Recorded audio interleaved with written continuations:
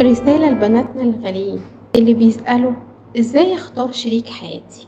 اختاري الراجل اللي يقبلك زي ما انت في كل حالاتك، على طبيعتك فعلا، من غير اي الوان صناعية.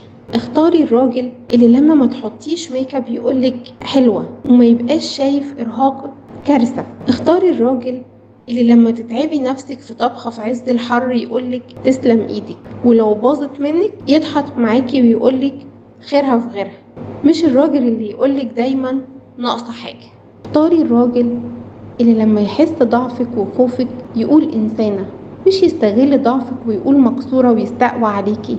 اختاري الراجل اللي لما تقعدي معاه بالساعات تبقي مرتاحة، مش الراجل اللي دقيقة معاه سنة وكبيسة كمان. اختاري الراجل اللي في قلبه رحمة، راجل حنين ينسيكي هم اليوم والسنين قبله. اختاري الراجل اللي بيحب أمه وبيقدرها بس مش ابن أمه.